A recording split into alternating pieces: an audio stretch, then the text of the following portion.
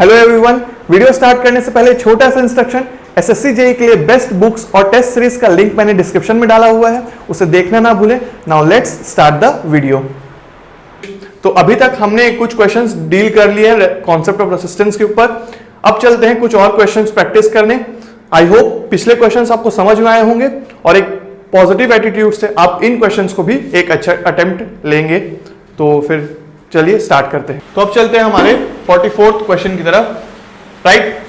तो क्या बोला है, find the difference between maximum and minimum value of resistance of given colour coding. अब मैंने चुना है कलर कोडिंग का एक क्वेश्चन।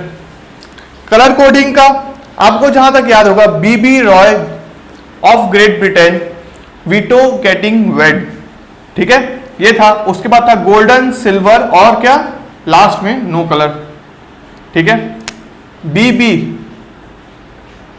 ब्लैक था पहला 0, ब्राउन था सेकंड 1, बीबी रॉय ऑफ का कुछ ऑफ का ऑरेंज, ग्रेट ब्रिटेन लास्ट में कितना है 10 to the power 6, ठीक है।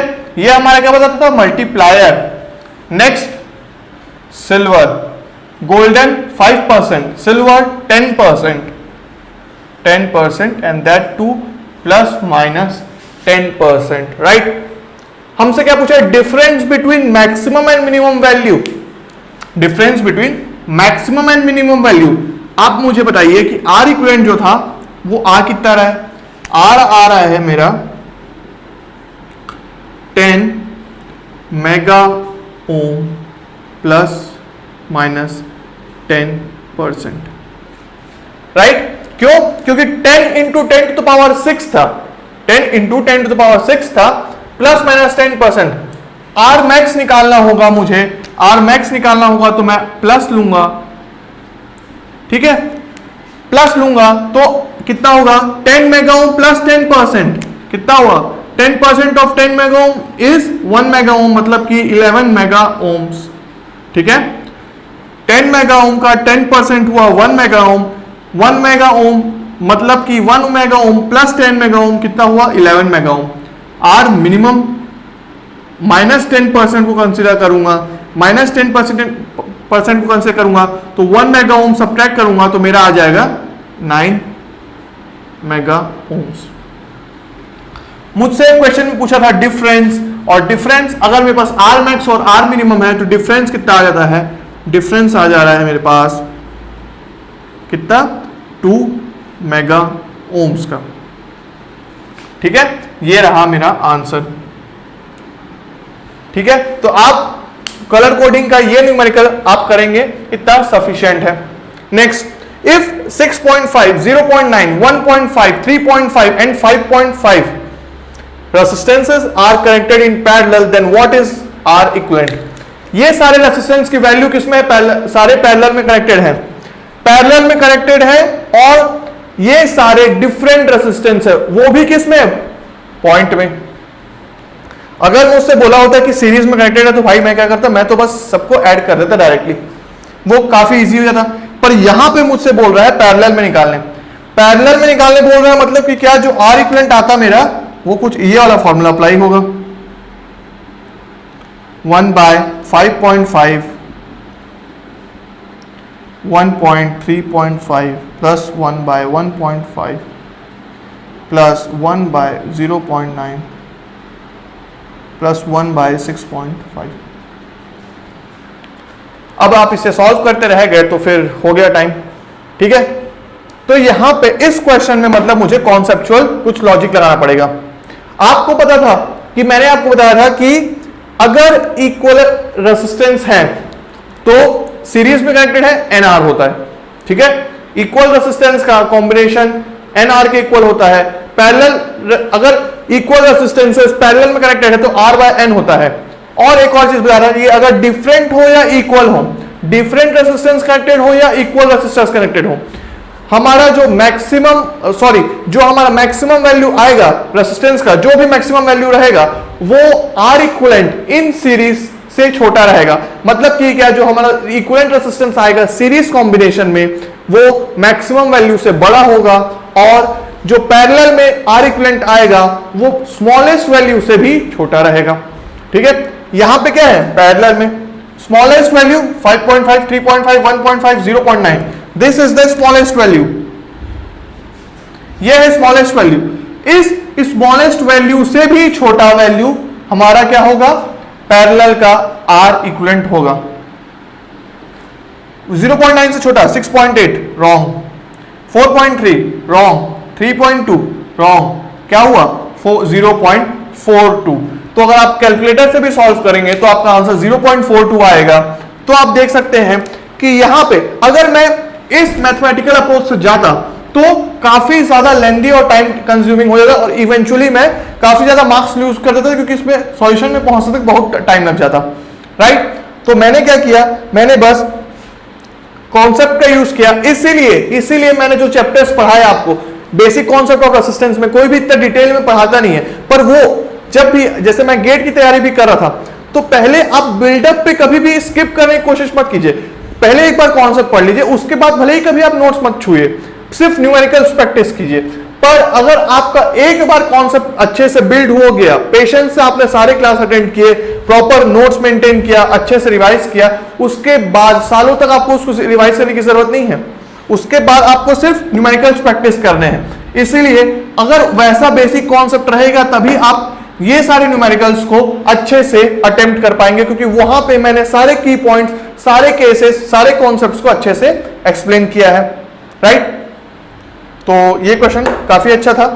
चलते हैं 46th क्वेश्चन की तरफ, जो है ये रहा, और बोल रहा है कि Ohm's law is not applicable for, ये की पॉइंट की तरह मैं आपको लिखवाना चाहता था, इसलिए मैंने ये क्वेश्चन को चूज किया कि इसमें आपको याद रखना है कि Ohm's law is not applicable for semi conductor. Ohm's law semiconductors के लिए एप्लीकेबल नहीं है। आपको याद होगा एक और चीज, ओम्स लॉ जब भी लगाएंगे आप एक कांस्टेंट टेम्परेचर पे ही लगाएंगे। ओम्स लॉ हमेशा एक कांस्टेंट टेम्परेचर में होगा और वो मेटल्स या कंडक्टर्स के लिए होगा, बट सेमीकंडक्टर्स के लिए नहीं। ठीक है, next, right colour coding of 1 kilo ohm resistance. ये फर्स्ट क्वेश्चन था कलर कोडिंग का। सेकंड क्वेश्चन हमने इसका चुन लिया। ये दो क्वेश्चन ही आपके लिए मोर देन सफिशिएंट है कलर कोडिंग में। 1 किलो ओम को मैं कैसे लिख सकता हूं, 1 को लिख सकता हूं 1 किलो ओम मतलब कि 10 टू द पावर 3, ऐसा। पर ऐसे लिखने से क्या मेरे पास वैल्यू आएगा? 2 बैंड का कैसे हो जाएगा? मिनिमम हमको चाहिए 2, first digit and second digit तो चाहिए। तो मैं इसको कैसे लिखूंगा? मैं इसको लिखूंगा 10 into 10 to the power 2, right, 10 into 10 to the power 2। तो अब मेरा क्या होगा? फर्स्ट डिजिट सेम इसकी तरह ब्राउन, ठीक है, 0 ब्लैक हो गया, 10 to the power 2 BB that is 1 R red, क्योंकि हमारा मल्टीप्लायर में जब होता था तो इसके अक्रॉस 10 टू द पावर 0 होता था, इसमें 10 टू द पावर 1 होता था, रेड में 10 टू द पावर 2 होता था। अगर इसको मैं 4 बैंड बनाना चाहूं तो मैं क्या करता? प्लस यहां पे मैं लिख देता कि प्लस माइनस 5% अगर यहां पे लिखा होता तो वो क्या होता? वो होता गोल्डन के जो टॉलरेंस होता वो था गोल्डन। ठीक है, तो मैंने वैल्यू देख के ये बता दिया कि उस बैंड को हम कैसे, कलर्स क्या क्या होंगे उस बैंड में, राइट। तो आपको ये भी उल्टा क्वेश्चन पूछना, सॉल्व करना भी आना चाहिए कि अगर वैल्यू हमारे पास डायरेक्टली गिवन हो तब हम कैसे अप्रोच करेंगे।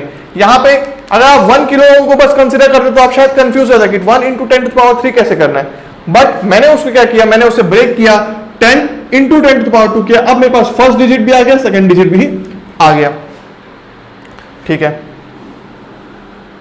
चलते हैं हम 48 क्वेश्चन की तरफ। 48 क्वेश्चन, इसमें बोल रहा है 3 रेजिस्टेंस है 125, 250 एंड 100 ओम्स, 500 वोल्ट का सोर्स, आर इक्विवेलेंट बताना है। इस क्वेश्चन को मैंने सिर्फ एक कॉन्सेप्ट जो मैं पहले ही डिस्कस कर चुका हूं उसी पे एक आपको वो रिवाइज करने के लिए मैं फिर से इस क्वेश्चन को फ्रेम किया हूं कि क्या यहां पे अगर आप आर इक्विवेलेंट निकालने की कोशिश करें तो आप कैसे करेंगे? 1 by 100 plus 1 by 250 plus 1 by 125, correct. ये हो गया। इसको सॉल्व कर लीजिए, आपका आर इक्विवेलेंट आ जाएगा। और क्या करते, 250 और 100 को पहले सॉल्व करते, फिर जो आर इक्विवेलेंट आता उसको इससे पैरेलल में लेके सॉल्व करते, उसको भी कर सकते हो। बट एक कॉन्सेप्ट जो मैंने आपको एक क्वेश्चन में डिस्कस किया था कि अगर हमें वोल्टेज पता है तो हम एक और चीज क्या कर सकते हैं, यहां पे करंट जो फ्लो होगा 500 बाय 100 हो जाएगा 5 एम्पियर्स, यहां पे करंट जो फ्लो हो रहा होगा वो 2 एम्पियर्स, यहां पे करंट जो फ्लो हो रहा होगा 4 एम्पियर्स, ठीक है। क्योंकि पैरेलल कॉम्बिनेशन में voltage applied across each resistance is equal but the currents are different. Current different है तो जो सोर्स से करंट आ रहा होगा वो सारा इसी करंट का तो सम होगा। और करंट कहां जा रहा है, ये कर कुछ करंट इधर आ गया, कुछ इधर आ गया, कुछ इधर आ गया, तीनों करंट को मिला देंगे तो सोर्स करंट होगा। सोर्स करंट कितना होगा, 4 + 6 दैट इज 11 एम्पियर्स, ठीक है। अब मैं बोलूं आर इक्विवेलेंट मेरा कितना आ रहा होगा, आर इक्विवेलेंट आएगा 500 डिवाइडेड बाय 11 ओम्स, ठीक है। तो यहां पे आप ऐसे भी अप्रोच कर सकते हैं क्वेश्चंस को सॉल्व करने के लिए। तो वो इसलिए मैं क्वेश्चन को आपको रिवाइज करने के लिए इस क्वेश्चन को पुट किया ताकि आप ये अप्रोच से भी आप क्वेश्चंस को अटेम्प्ट करें। नेक्स्ट 49th क्वेश्चन की तरफ चलते हैं। इसमें हमसे पूछा जा रहा है आरपीक्यू।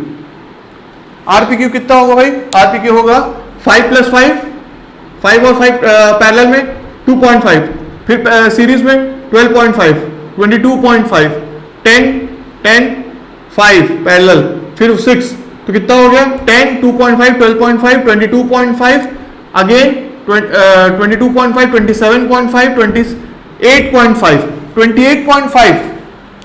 28.5 आपका ऑप्शन नंबर 1 रहेगा। वो चाहेगा कि आपसे आप उसी 28.5 को क्लिक ऑप्शन को पुश करें ताकि आपका आंसर गलत हो। वो सिली मिस्टेक के कारण आपका आंसर गलत होगा क्योंकि हमसे पूछा गया आरपीक्यू और मैंने आपको यहां पे एक क्वेश्चन करवाया था जिसमें ये ध्यान रखना था कि कौन सा पूछा जा रहा है वैल्यूज, राइट, कौन सा वैल्यू पूछा जा रहा है। और आरपीक्यू मतलब कि क्या, ये सर्किट को पूरा भूल जाइए, यहां से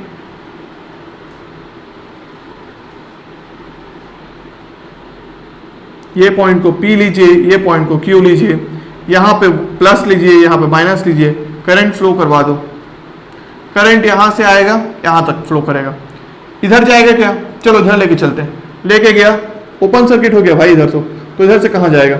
सिमिलरली तो इधर इसके पास ऑप्शन क्या बचा, इधर इधर डिवाइड होने का, आधा इधर हो जाएगा, आधा इधर हो जाएगा, इधर से फ्लो होते हुए इधर आएगा, फिर इधर आएगा और फिर आखिरी में आई करंट इसमें आ जाएगा। क्योंकि क्या इधर आएगा, इधर से फिर कहां जाएगा, इधर तो ओपन सर्किट हो गया। तो मतलब कि क्या हुआ, हमारा ये दोनों रेजिस्टेंस पैरेलल में आ गए और दोनों किस में है, ये दोनों सीरीज में है, ये दोनों सीरीज में है, मतलब ये कितना हो गया 10 ओम्स और ये किस में हो गया 10 ohms. Again 10 ohms and 10 ohms are in parallel, तो आरपीक्यू किसके इक्वल आता है 5 ओम, जो कि आपका ऑप्शन डी होगा। क्योंकि इन्विजिलेटर जो रहता है वो ऐसे ही कंफ्यूज करता है। एग्जाम के प्रेशर में हम जल्दी जल्दी में सर्किट देखें डायरेक्टली 10, 12.5, 5 पैरेलल में 10 जल्दी जल्दी सॉल्व करने के चक्कर में हम भूल जाते हैं कि हमसे एक्चुअल में पूछा क्या जा रहा है। आरपीक्यू बस यहीं पे पूछा गया था और बस ये था 5 और 5 और 5 और 5, तो आ गया आपका 5 ओम पैरेलल और सीरीज कॉम्बिनेशन से, ठीक है। तो ये भी क्वेश्चन था एक अलग पैटर्न का। अब चलते हैं हमारे 50th क्वेश्चन की ओर, अब चलते हैं हमारे 50th क्वेश्चन की ओर, ठीक है। तो आई होप अभी तक जितने भी हमने क्वेश्चंस अटेम्प्ट किए हैं वो सारे पहले आप वीडियो पॉज करके खुद से अटेम्प्ट किए होंगे, एक सिंसियर अटेम्प्ट दिए होंगे और उसके बाद आंसर को वेरीफाई किए होंगे। वैसे ही जितने भी क्वेश्चंस अभी आपको स्क्रीन पे दिख रहे हैं उन सबको फिर से आप खुद से कॉपी में बना के अटेम्प्ट करके सारे के वैल्यूज निकालेंगे, उसके बाद सॉल्यूशन देखेंगे, राइट। पहला क्वेश्चन 50th क्वेश्चन क्या है, वी आर ए बी निकालना है हमें। इस जब भी आपको समझ ना आए कि रेसिस्टेंस पैरेलल में है या सीरीज में है, ऑलवेज मैंने क्या कहा था कि आप नोड्स का नाम देने लग जाएंगे। नोड्स का नाम देना है भाई, क्या है, ये है एक ये ए नोड है, तो ये भी कितना हुआ ए नोड, शॉर्ट सर्किट यहां से आ गया, ये भी आ गया ए नोड, अगेन ये है बी नोड, ठीक है, तो ये भी हो गया बी नोड। अब मैं सर्किट को बना लेता हूं वापस, क्या है, ए और बी के बीच अगर मैं 2 पॉइंट लूं, ये हो गया बी और ये हो गया ए, ठीक है, ए बी, ए और बी के बीच कितना 8 ओम्स, अगेन ए और बी के बीच कितना 8 ओम्स, अगेन ए और बी के बीच कितना 8 ओम्स। मतलब कि क्या हुआ कि नॉर्मल हमें ऐसे कॉन्फ़िगरेशन में हमें पता नहीं चल रहा था कि यह सर्किट कुछ नहीं बल्कि 8 ओम्स का 3 इक्वल रेजिस्टेंस 8 ओम्स के पैरेलल में कनेक्टेड है। हमारा सर्किट ऐसे कनेक्ट होने के कारण हमें पता नहीं चल रहा था कि वो तीनों पैरेलल में है, राइट। पर हमने क्या किया, जब भी हमें कंफ्यूजन हो कि वो सीरीज में है कि पैरेलल में, हम नोड्स का नाम देंगे। कैसे नोड्स का नाम देंगे, हम शॉर्ट सर्किट पाथ को ढूंढेंगे और वहां से हम शॉर्ट सर्किट के थ्रू नोड्स को नाम देते हुए चलेंगे, राइट। और फिर सर्किट को रीड्रॉ करके हम देखें तो हमारा आर इक्विवेलेंट कितना आया 8/3, करेक्ट। आर इक्विवेलेंट यहां पे आ गया 8/3। अब अगेन नोड्स को नाम देते हैं, ए, ये हुआ ए, ये हुआ बी। क्या ये बी यहां पे भी बी होगा? नहीं, क्यों भाई, क्योंकि यहां पे तो भाई ड्रॉप हो जाएगा। एक रेजिस्टेंस है, इसके अक्रॉस कोई करंट फ्लो, इसके थ्रू जो करंट फ्लो होगा उसके कारण इसके अक्रॉस वोल्टेज आएगा और इसके अक्रॉस जो वोल्टेज आएगा उसके कारण जो ड्रॉप पैदा होगा, इसलिए ये पॉइंट और ये पॉइंट सेम नहीं होंगे, समझे, सेम नहीं होंगे। तो चलो मैं इस पॉइंट को नाम देता हूं सी। वैसे ही ये पॉइंट और ये पॉइंट सेम नहीं होंगे क्योंकि 6 ओम से कुछ ना कुछ रेजिस्टेंस पास होगा, उस रेजिस्टेंस पास होने के कारण कुछ वोल्टेज ड्रॉप क्रिएट होगा। तो जितना पोटेंशियल यहां पे है उतना यहां पे नहीं होगा, बल्कि इससे कम होगा या ज्यादा होगा। तो इसका पॉइंट का नाम दे दिया डी। अब मैं सर्किट को रीड्रॉ करता हूं, A B C and D, A B C and D, ठीक है, A B C and D. A और सी के बीच कितना है 4 ओम्स, ठीक है। ए और डी के बीच कितना है 6 ओम्स। ए और एंड देन डी और सी के बीच है 1 ओम। सी और बी के बीच है 2 ओम्स।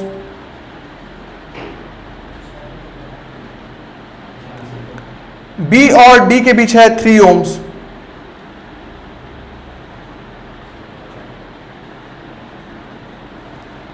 ठीक है,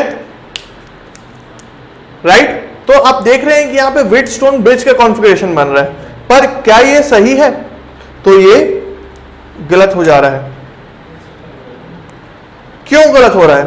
इसलिए क्योंकि अगर आप नोड्स का नाम दे रहे हैं तो सिंप्लिसिटी के लिए हमेशा जो नोड्स जैसे हैं उसके वैसे ही रखिए। मतलब कि ए और बी के बीच रेजिस्टेंस निकालना है तो ए और बी को आप अपोजिट रखें, ठीक है। डिटेलिंग पे जाइए। यहां पे मैंने क्या किया, रैंडमली नोड्स को रख दिया था, इसलिए मेरा ब्रिज बैलेंस नहीं हो रहा था और मैं एक डेड स्ट्रक जगह पे फंस गया था कि अब इसके आगे क्या होगा, ठीक है।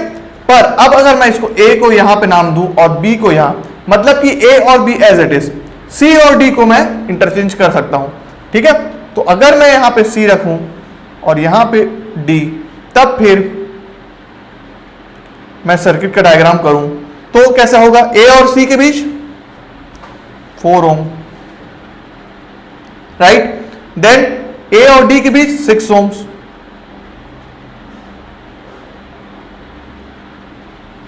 ठीक है, एंड देन सी और बी के बीच 2 ohms, फिर बी और डी के बीच 3 ohms, राइट। फिर सी और डी के बीच आपका 1 ohm। तो आप हमेशा ये याद रखेंगे कि जब भी ब्रिजेस बनाए, ऐसा सर्किट का ब्रिज बनाए, तो जो पॉइंट जैसे हैं अपोजिट, ये 2 पॉइंट ए और बी, इनके बीच अगर इक्विवेलेंट रेजिस्टेंस निकालना है तो मैं ऐसे ही रैंडमली नाम नहीं लिखूंगा, आप कंफ्यूज हो जाएंगे। आप हमेशा ए और बी को पहले साइड में ऐसे लिखेंगे, सी और डी को आप कैसे भी वेरी कर सकते हैं। अब अगर आप देखते हैं तो 4 और 3 अपोजिट, 2 और 6 अपोजिट ब्रांचेस का प्रोडक्ट जो आ रहा है इक्वल आ रहा है, मतलब कि क्या, 4 3 12, 6 2 12। तो अगर ब्रांचेस का प्रोडक्ट इक्वल है तो मतलब ब्रिज बैलेंस्ड है, इसका मतलब कि क्या, यहां पे करंट जीरो होगा, मतलब कि क्या, ओपन सर्किट रेसिस्टेंस हो गया इनफाइनाइट, ठीक है। अब अगर ये सर्किट ऐसा हुआ तो अब हमें आर ए बी निकालना है, तो ये सिंपल सर्किट हो गया 6 और 9, तो 6 और 9 आर इक्विवेलेंट जो होगा, आर ए बी जो होगा वो 6 और 9 का पैरेलल कॉम्बिनेशन होगा, मतलब कि 6 × 9 + 15, ठीक है।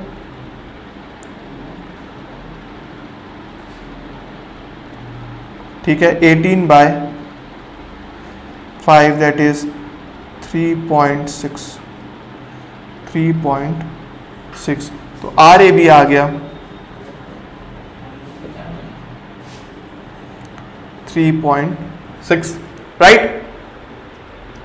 तो आप समझ गए, इस पॉइंट में ये याद रखना था हमें कि जब भी आप विड्थ, ऐसे सर्किट से आप पैरेलल कॉम्बिनेशन भी बना सकते हैं, ऐसे सर्किट से आप विड्थस्टोन भी बना सकते हैं, पर विड्थस्टोन ब्रिज बनाते समय आप ये याद रखेंगे कि सर्किट के नोड्स को जिस 2 पॉइंट के बीच निकालना है उन्हें अपोजिट में ही रखें, राइट। और जो बाकी के बीच के 2 पॉइंट है उसे आप इंटरचेंज कर सकते हैं। अगर आप इन लोग को रैंडमली अगर आप पोजीशन करते हैं तो आपसे जो ब्रिज बनेगा वो बैलेंस नहीं आएगा, ठीक है।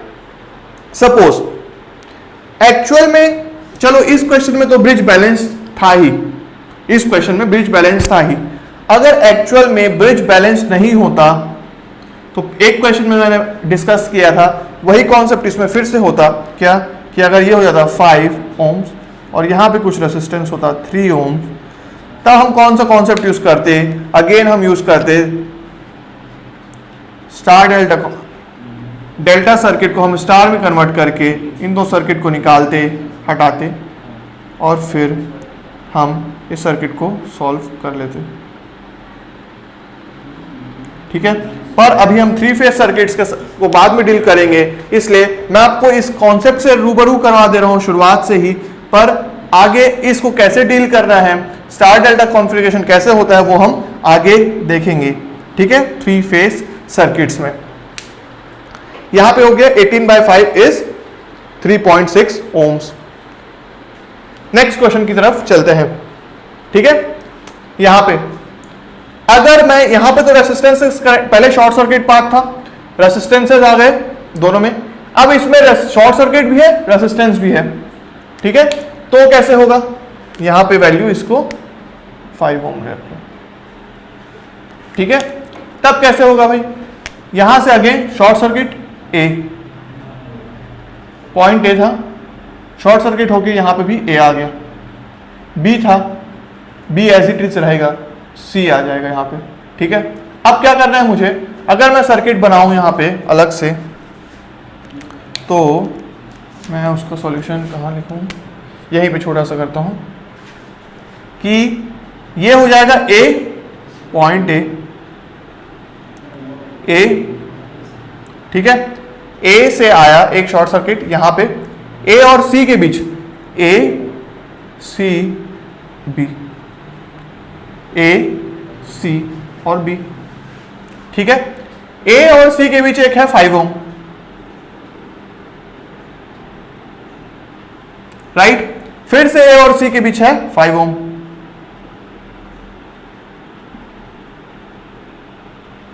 ठीक है। ए और सी के बीच है 5 ohm। अगेन बी और सी के बीच कितना है 5 ओम।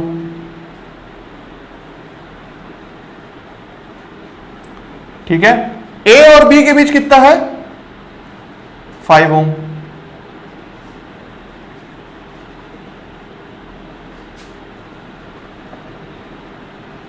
तो ये सर्किट है हमारा। ठीक है, काफी इजी सा सर्किट है। कैसे 5 और 5 पैरेलल में हो गया 2.5, 2.5 प्लस 5 हो गया कितना 7.5। तो ऊपर का सर्किट को पूरा हटा के मैं कर सकता हूं 7.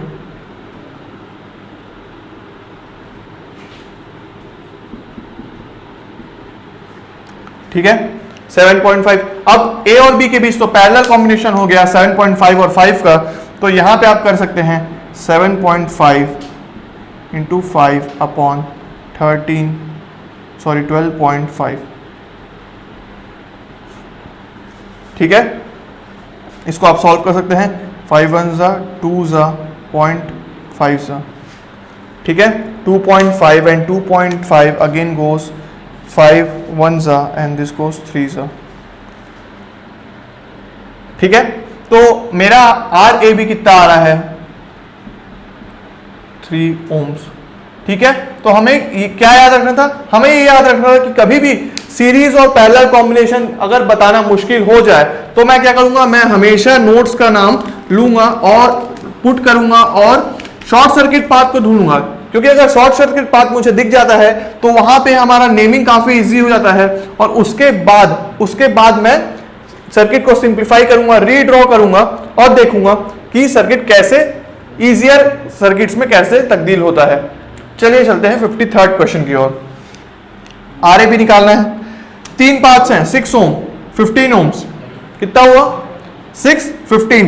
एक पॉइंट शॉर्ट सर्किट का करंट किससे आएगा, करंट यहां आएगा। डिसाइड करेगा 6 में जाऊं 15 में जाऊं या 0 से जाऊं। ऑब्वियसली वो 0 से जाएगा। ठीक है, तो आर ए बी पहले केस में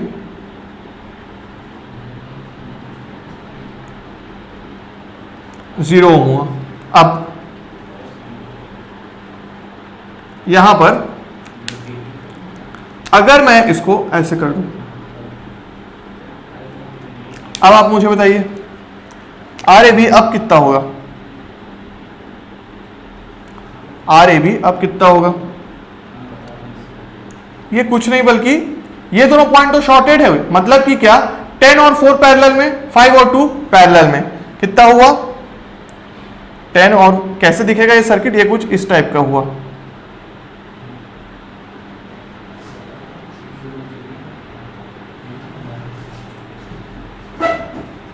राइट, क्या 10 और 4 और 5 और 2।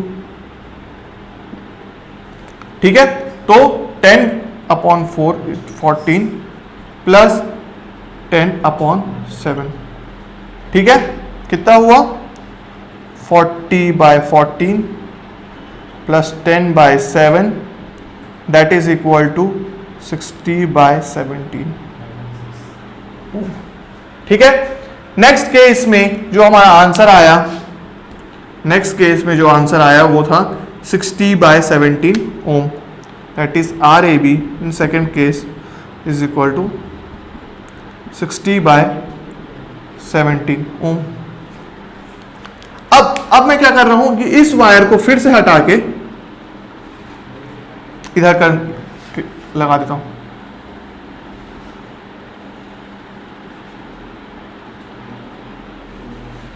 अगर ऐसा सर्किट दिया हो कि वायर को मैं इधर से घुमा दूं और इधर लगा दूं तो क्या होगा, मैंने आपको कहा था कि विजुअलाइज कीजिए, भूलिए मत कि ये कुछ नहीं बल्कि एक वायर है। वायर को मैं अगर ऐसे घुमा दूं या फिर इसको यहां से यहां कर दूं, एक ही मतलब पड़ेगा ना।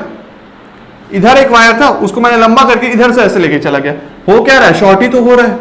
अगर शॉर्ट हो रहा है तो थर्ड केस में भी जो रेसिस्टेंस आ रहा होगा वो इक्विवेलेंट होगा किसके, सेकेंड केस के, that is equal to 60/17 Om.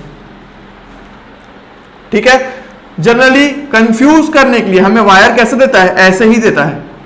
Right, ऐसे वायर देता है तो आप कंफ्यूज नहीं होंगे। इसका मतलब ये ये वाला पार्ट कुछ नहीं बल्कि ये वायर कुछ नहीं बल्कि किसके इक्विवेलेंट है कि वो इधर ऐसे कनेक्टेड रहे, और अगर ऐसे कनेक्टेड है तो ये कुछ नहीं बल्कि ऐसा है कि दो रेसिस्टेंस ऐसे और फिर दो रेसिस्टेंस ऐसे पैरेलल में कनेक्टेड है।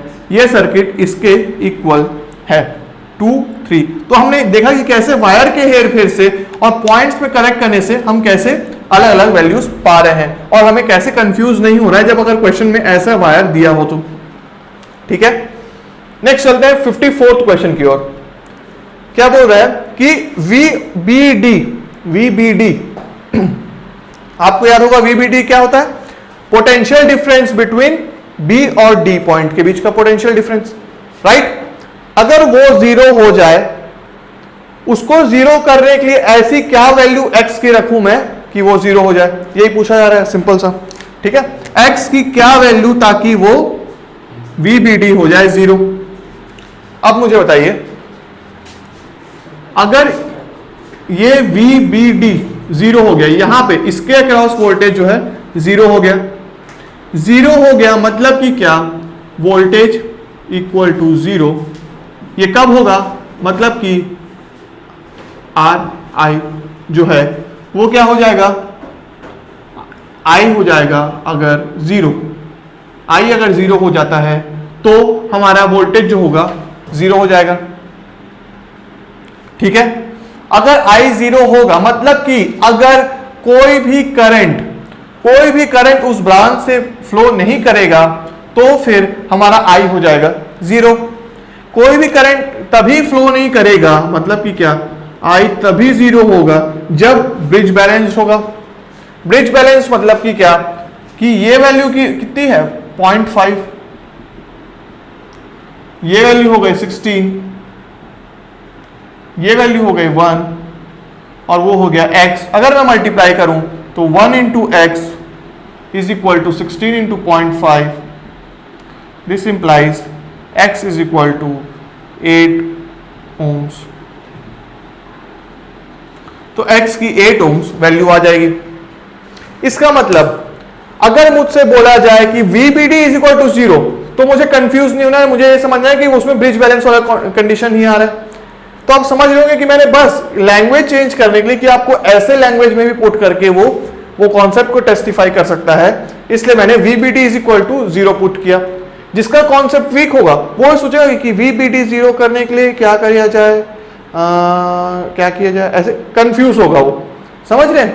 पर अगर आपको पता है कि VBD 0 मतलब कि I 0 हो रहा होगा, I तभी 0 होगा जब ब्रिज बैलेंस्ड होगा, तभी गैल्वेनोमीटर में कोई भी करंट डिटेक्ट नहीं होगा, तो फिर ये हो जाएगा I 0 के लिए हमारा जो x का वैल्यू आएगा, तो हमें बस ब्रिज बैलेंस का कंडीशन करना था। ठीक है, तो अब चलते हैं हमारे 55th क्वेश्चन की ओर। ठीक है, तो अब चलते हैं हमारे 55th क्वेश्चन की ओर। अभी तक हमने बहुत सारी वैरायटीज के क्वेश्चन देखे हैं। आई होप कि आप सारे क्वेश्चंस को प्रॉपरली अटेम्प्ट कर रहे होंगे, प्रॉपरली नोट कर रहे होंगे, और जो मैं सॉल्व करते समय की पॉइंट्स बोलता हूं उसे भी अपने वर्ड्स में लिख रहे होंगे। अगर जितने क्वेश्चन मैं इन सारे वीडियोस में करवा रहा हूं, अगर आप उनको अच्छे तरीके से समझते हैं, उन्हें करेक्ट करते हैं कि क्या बोला जा रहा है, कैसे अप्रोच किया जाता है क्वेश्चंस में, अगर आप वो सबको कैच कर पाते हैं तो आई होप कि आपको इससे ज्यादा कहीं भी और प्रैक्टिस करने की जरूरत ना पड़े, और कहीं भी आपको कॉन्सेप्ट पढ़ने की भी जरूरत नहीं पड़ेगी। आप फिर बाकी जगह सिर्फ टेस्ट सीरीज दे सकते हैं या तो फिर कहीं भी न्यूमेरिकल प्रैक्टिस करेंगे। आई होप कि सारी चीजें आपके इन क्वेश्चन से मैच करती हुई या फिर इनसे ही सारी थोड़ा सा 1-2 स्टेप ऊपर नीचे होंगी और आप सारे में एक अच्छा अटेम्प्ट ले पाएंगे। आपका कॉन्सेप्ट इतना अच्छा क्लियर हो जाएगा इन सारे क्वेश्चंस को, अगर आप खुद से पिछली बार जितने भी क्वेश्चंस को करवाए हैं उनको अगर आप नोट करके प्रॉपरली एक एक करके सॉल्व करते हैं, उनके सारे कॉन्सेप्ट्स को समझते हैं और उनके अपने जो मैं की पॉइंट्स बोलते आ रहा हूं कि मैं कैसे अप्रोच कर रहा हूं उसको भी नोट करते आते हैं, तो आई डेफिनेटली गारंटी कि आपका जितना भी क्वेश्चंस आप आगे करेंगे वो काफी अच्छे से सॉल्व हो जाएगा। चलिए चलते हैं 55th क्वेश्चन के ऊपर। यहां पे बोल रहा है इक्विवेलेंट रेजिस्टेंस निकालने के लिए क्यूब के शेप में हर ब्रांच का रेजिस्टेंस R है। मुझे बोल रहा है कि इन दोनों ब्रांच अपोजिट डायगोनल ब्रांचेस के बीच कितना रेसिस्टेंस होगा, राइट। मुझे यह बोला जा रहा है कि इस पॉइंट और इस पॉइंट के बीच कितना रेसिस्टेंस होगा, ए और बी के बीच। अगेन कुछ ना समझ में आए, अगर ये समझ में आए कि सीरीज है कि पैरेलल है, हम क्या करेंगे, नोड्स का नाम देंगे, शॉर्ट सर्किट पाथ को ढूंढेंगे कि कहां पे शॉर्ट सर्किट हो सकता है और वहां पे नोड्स नाम देंगे। पर यहां तो वो वाला मेथड कहीं अप्लाई हो ही नहीं सकता, क्योंकि हर जगह रेसिस्टेंस है, कहीं भी नोड्स का नाम देंगे तो बहुत सारे नोड्स के नाम हो जाएंगे, तो हमें वो कहीं भी यूजफुल नहीं होगा। एक और क्या बताया था, अगर ना समझ में आए तो एक पॉइंट को लो और दूसरे को बी मेंशन करो, इन लोग के अक्रॉस वोल्टेज ले लो, एक ए और बी के अक्रॉस एक पॉइंट वोल्टेज ले लो, हमारा वोल्टेज हो गया, ठीक है, राइट। यहां से ले लो करंट, दूसरा पेन ले लेते हैं, एक मिनट, दूसरा करंट, ये करंट हो गया आई। अब ये करंट जो है यहां तक पहुंचेगा, इस पॉइंट से पहुंचने के बाद इसके पास दो ऑप्शन, तीन ऑप्शन है, यहां जाना, यहां जाना, यहां जाना। इधर से देखने से तीनों जगह एक ही रेजिस्टेंस दिख रहे हैं, सारे जगह से एक ही रेजिस्टेंस है, तो ये जो करंट है वो इक्वली तीनों में डिवाइड हो जाएगा। कैसे होगा, I/3, I/3 और I/3, ठीक है। करंट यहां से फ्लो होते हुए गया I/3 तक, I/3 करंट फ्लो हुआ, ठीक है। यहां पे भी जो करंट होगा वो I ही पहुंचेगा, I पहुंचेगा, पर वो I भी ये तीनों ब्रांचेस का करंट मिल के बनेगा, जो कि तीनों ब्रांचेस में कितने करंट फ्लो हो रहे होंगे, I/ यहां से पूरा I/3 एंड I/3, ठीक है। अगेन ये तीनों मिलके I करंट बना दिए, ठीक है। नेक्स्ट इस पॉइंट पे पहुंचकर कितने रास्ते हैं, दो, एक ये, दोनों से देखने पर एक ही रेसिस्टेंस दिख रहा है, तो कितना होगा, आधे आधे में डिवाइड हो जाएगा, I/3 का आधा I/6, I/3 का आधा I/6, दोनों में इक्वल करंट डिवाइड हो गया। ये करंट यहां तक फ्लो होगा, इसमें भी I/6 होगा, यहां पे I/6 होगा, और फिर ये करंट यहां पे कितना था, I/3,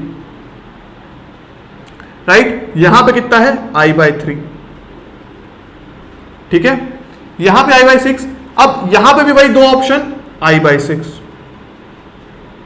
अगेन यहां पे भी दो ऑप्शन, I/6, ठीक है, I/6। नेक्स्ट क्या होगा कि अब हमको यहां पे करंट्स मिल गए हैं, मतलब कि B से A तक का जो रास्ता था वहां पे करंट मिल गए हैं। कैसे मिले हैं, अगर आप देखोगे कि वोल्टेज जब भी सर्किट होता है तो क्या होता है, V = IR, ओम्स लॉ के हिसाब से, ठीक है। ओम्स लॉ के हिसाब से कि जितने भी ड्रॉप्स होंगे, जितने भी ड्रॉप होते जा रहे हैं, यहां से यहां से यहां से, जितने भी ड्रॉप होंगे वो तीनों मिला के जो सीरीज कॉम्बिनेशन था हमारा, उसमें क्या होता था, वो इक्वल टू सोर्स वोल्टेज होता था। अगर ये कॉन्सेप्ट आपको उतने अच्छे से समझ नहीं आ रहा है तो थोड़ा पेशेंस रखिए, हम जब किरचॉफ्स वोल्टेज लॉ पढ़ेंगे उसमें आपको और भी ज्यादा अच्छे मेथड में समझ में आ जाएगा कि केवीएल के जब यूज करेंगे तो कैसे यहां का जो ड्रॉप हो रहा है वो इक्वल टू वोल्टेज आ रहा है, ठीक है। जब केवीएल पढ़ेंगे तो आपको समझ में आ जाएगा, पर अगर आपको वहां तक उससे पहले ही मैं अगर ये क्वेश्चंस करवा रहा हूं तो आप किस कॉन्सेप्ट से जाएंगे कि यहां पे अगर करंट यहां पे कुछ वोल्टेज ड्रॉप हुआ I/3R, यहां पे I/6R, यहां पे कितना I/3R, ये सब वोल्टेज मिलके कितना बनाए, V वोल्टेज। कैसे, I/3R ठीक है, प्लस आई बाय 6R प्लस आई बाय कितना 3R। ओके, आई आर को अगर मैं कॉमन ले लूं, V is equal to I R को मैं कॉमन ले लूं तो आ जाता है 1/3 प्लस 1/6 प्लस 1/3। जब केवीएल पढ़ेंगे तो आपको ये कॉन्सेप्ट और इजी से समझ में आ जाएगा। पर अगर आप इसको ओम्स लॉ से देखें तो वोल्टेज ड्रॉप हम जैसे सीरीज में देखे थे, सीरीज में क्या होता था कि जितने भी रेजिस्टेंस थे उनके अक्रॉस का जो ड्रॉप होता था, करंट फ्लो हो रहा था, वो सबको अगर आप मिला दे तो वो वोल्टेज सोर्स के इक्वल आता था, राइट। जब मैंने आपको समझाया था कि करंट सेम फ्लो होता है पर जो वोल्टेज होता है वो सब अलग अलग होते हैं और वो सारे वोल्टेज मिलकर बनाते हैं सोर्स वोल्टेज के इक्विवेलेंट। कितना हुआ 1/3 1/3 एंड प्लस 1/6। अगर मैं V बाय आई को कॉमन ले लूं तो ये किसके इक्वल हो जाएगा, R इक्विवेलेंट के, और ये यहां पे आ जाएगा R। इसको अगर मैं सॉल्व करूं तो ये हो जाएगा 6 को कॉमन लूं तो ये हो जाएगा 2 प्लस 1 प्लस 2, राइट। तो इसका मतलब आया R इक्विवेलेंट जो मेरा आया वो हो गया 5/6R। तो ऐसे डायरेक्ट क्वेश्चंस बनते हैं। कभी भी आप देखें तो ये वाले रिजल्ट को याद रखेंगे, ये वाले रिजल्ट को आप याद रखेंगे कि R इक्विवेलेंट क्यूब के फॉर्म में जब रहेगा तो वो किसके इक्वल होगा, R equivalent is equal to 5/6R। एक और चीज आप इसके मेथड को भी याद रखेंगे कि कैसे अगर हमें पता ना हो तो हम वोल्टेज कंसीडर किए, करंट को डिवाइड किए और लास्ट में केवीएल या फिर हम ओम्स लॉ के बेसिक कॉन्सेप्ट को समझ के हम V is equal to I R plus I R plus I R करके ड्रॉप को ऐड करके इक्विवेलेंट वोल्टेज से मैच कर दिए। तो ये कॉन्सेप्ट और जिस टाइप का अप्रोच है अगर उसको भी आप समझते जाएंगे तो काफी ज्यादा बेनिफिशियल होगा। क्वेश्चन नंबर 56 पे चलते हैं। इसमें पूछ रहा है हमसे कि ड्रॉप अक्रॉस, इस क्वेश्चन में है आपको बताना है कि ये वोल्टेज V कितना होगा, करंट सोर्स के अक्रॉस वोल्टेज कितना होगा। इजी है भाई, करंट सोर्स के अक्रॉस वोल्टेज कितना होता है 0, है ना। रॉन्ग। जब मैंने आपको करंट सोर्स के इंडिपेंडेंट सोर्सेस के बारे में बताया था तो मैंने कहा था कि कभी भी आप ये मत सोचिएगा कि करंट सोर्स के अक्रॉस जो वोल्टेज होता है वो 0 होता है। वो 0 तभी हो सकता है कि जब उसके सर्किट कॉन्फ़िगरेशन कुछ इस तरीके से हो कि करंट 0 आए, पर ऐसा जनरली नहीं होता है। अगर यहाँ पे शॉर्ट सर्किट होता तभी वो 0 होता। नेक्स्ट, अगर मैं वोल्टेज निकालना है मुझे तो मुझे क्या करना पड़ेगा, मैं पहले इन दोनों का R इक्विवेलेंट निकालता हूं। R इक्विवेलेंट इसका कितना आएगा 2 किलो ओम्स। कैसे 2 kilo ohms, 6 into 3 by 6 plus 3 that is equal to 18/9 that is 2 kilo ohms, right. मतलब कि क्या हुआ कि इस पूरे सर्किट को मैं रिप्लेस कर सकता हूं 2 किलो ओम से।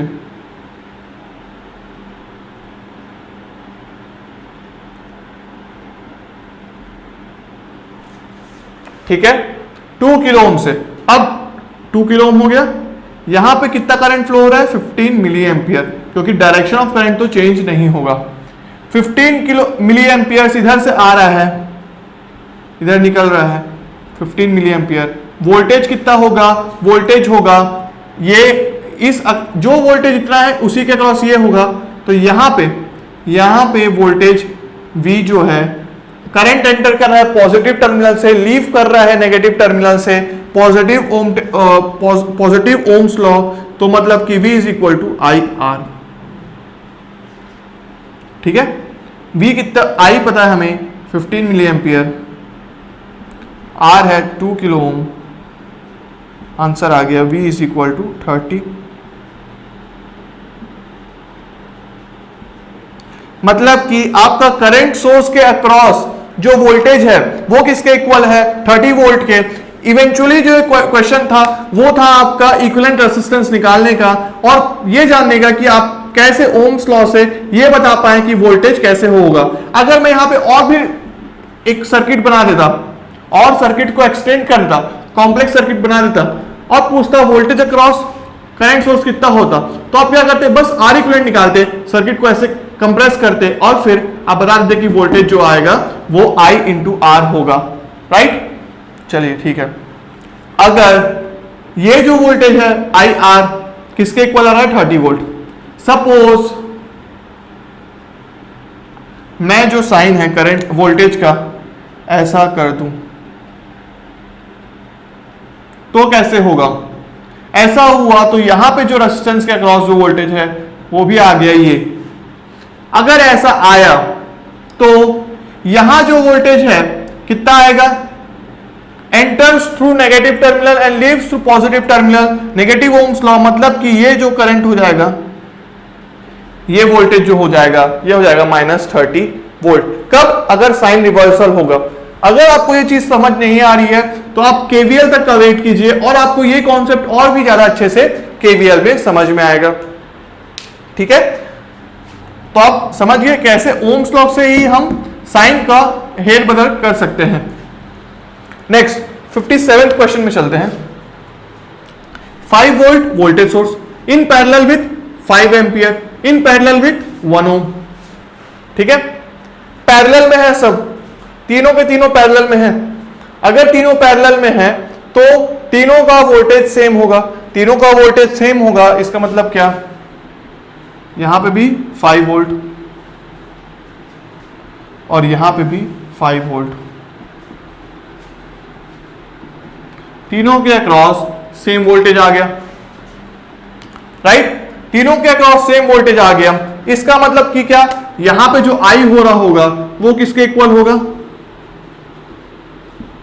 I is equal to 5/1 that is equal to 5 amperes. इस क्वेश्चन को मैंने क्यों चुना, इस क्वेश्चन को मैंने इसलिए चुना कि अगर वोल्टेज सोर्स और इंडिपेंडेंट करंट सोर्स पैरेलल में कनेक्टेड है तो आपको कंफ्यूज नहीं होना है कि अरे इसमें I कितना फ्लो हो रहा होगा, यहाँ पे KCL होगा क्या, कितना करंट इधर जा रहा होगा, वो नहीं सोचना है। आपको ये सोचना है कि ये जो वोल्टेज होगा इसके अक्रॉस जो वोल्टेज, इस करंट सोर्स होने या ना होने का कोई फर्क इस सर्किट पे नहीं पड़ेगा। अगर वोल्टेज सोर्स ऐसा है तो ये इसके इक्विवेलेंट रहेगा और आप डायरेक्टली करंट थ्रू रेजिस्टेंस निकाल सकते हो, सिर्फ करंट थ्रू रेजिस्टेंस निकालने के लिए, समझ गए। अगर ये पावर का क्वेश्चन होता और मैं पूछता कि power through 5 volt, power through current source और पावर थ्रू रेजिस्टेंस, तब आप रेजिस्टेंस को नहीं, करंट सोर्स को नहीं हटाते, सिर्फ करंट निकालते। इस समय मैंने उसको हटाया क्योंकि करंट उसके रोल में कुछ प्ले ही नहीं कर रहा है, क्योंकि अगर इधर ये 5 एम्पियर इधर आ गया मतलब कि क्या हुआ कि सारा करंट इधर जो करंट था वो इसमें फ्लो हो गया और इधर कोई करंट जा ही नहीं रहा है, ठीक है, इसमें कोई करंट जा ही नहीं रहा है, राइट। तो आप ये याद रखेंगे कि वोल्टेज सोर्स के अक्रॉस कुछ भी कनेक्टेड रहेगा तो आप डायरेक्टली उसका ये नहीं देखेंगे कि उसके अक्रॉस और क्या क्या कनेक्टेड है, आप डायरेक्टली रेजिस्टेंस के थ्रू करंट निकाल सकते हैं। और अगर मैं इसको ऐसे करता, इस सर्किट को ऐसे बना देता,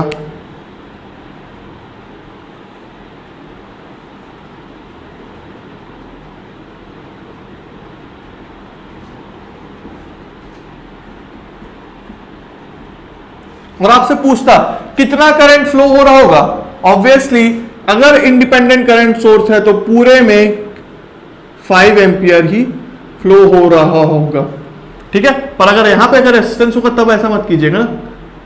अगर ये सिंपल सा सर्किट है तो इसमें करंट सोर्स जितना भी करंट फ्लो हो रहा है वो ये इस पे वोल्टेज सोर्स के वैल्यू पे डिपेंड नहीं करता, वो करता है करंट सोर्स के वैल्यू पे, ठीक है। तो ये था 2 क्वेश्चंस एक ही साथ कि अगर पैरेलल में कनेक्टेड हुए वोल्टेज और करंट तो हम किसके मदद से निकालेंगे, वोल्टेज सोर्स के। अगर सीरीज में कनेक्टेड हुआ तो करंट और वोल्टेज सोर्स तो हम करंट से डिफाइन करेंगे कि उसमें कितना रेजिस्टेंस है। कब, जब यहां पे सिंपल सा एक ही रेजिस्टेंस होगा, ना केवल अगर मल्टीपल रेजिस्टेंस या कोई कॉम्प्लेक्स सर्किट आता है तब एक केस फेल हो जाता है। Thank you everyone for watching this video till the end. Please like this video and share it with your friends. And if you are new to this channel, subscribe to our YouTube channel and don't forget to hit the bell icon to get the latest updates. SSC JEE के लिए best books और test series का link मैंने description में दे दिया है, और अगर आप हमारा टेलीग्राम चैनल ज्वाइन करना चाहते हैं तो उसका लिंक भी मैंने डिस्क्रिप्शन में और फर्स्ट कमेंट में दे दिया है। तो मिलते हैं नेक्स्ट वीडियो में, तब तक के लिए हैव अ गुड डे, सी या।